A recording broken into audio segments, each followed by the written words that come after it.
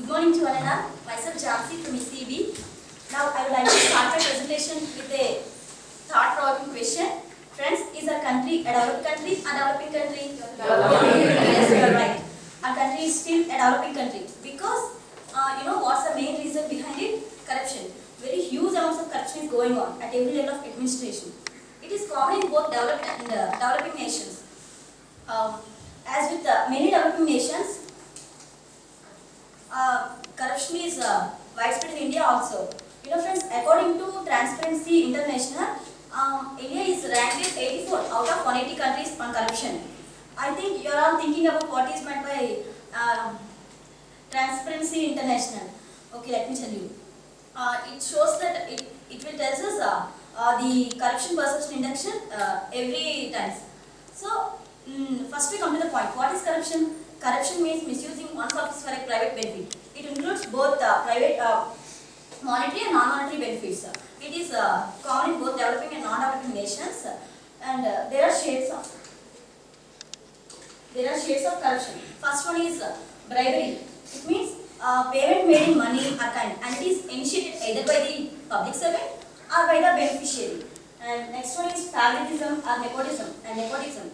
It means actually it's a mechanism of power abuse, including what to call it. Next one is embezzlement.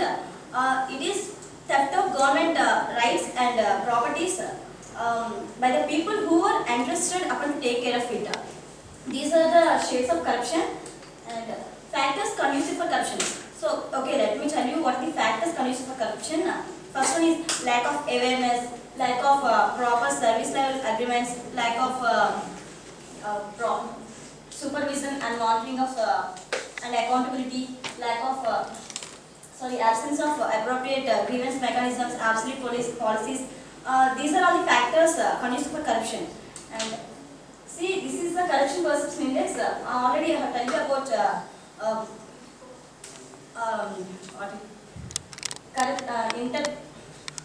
International Transparency. It shows the corruption index in 2011, and see corruption across various states of India.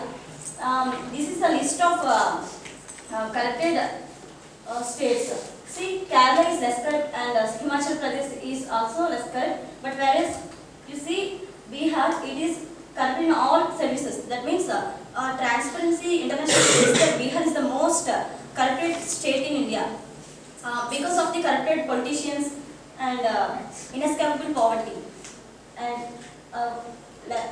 politics. Criminalization of Indian politics is a problem. Yes. In July 2008, Washington Post reported that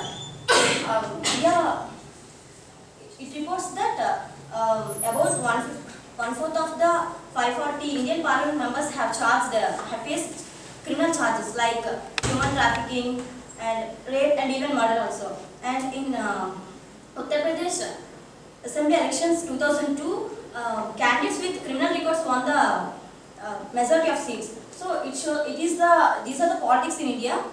It's also main reason. It's also main place where corruption is taking place. And next, bureaucracy.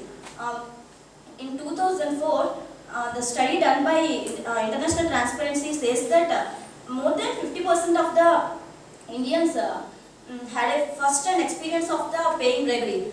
It's very, it's not good to say like that. And next one is judiciary.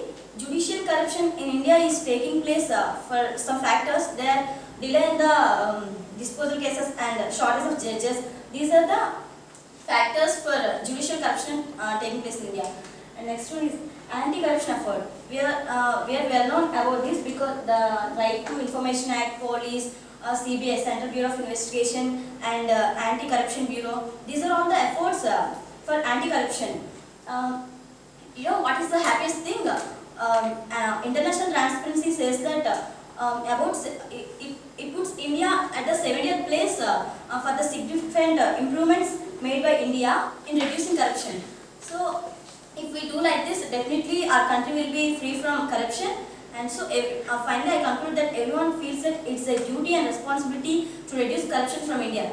At least then only next generation will be able to see corruption free India. Thank you for giving the opportunity.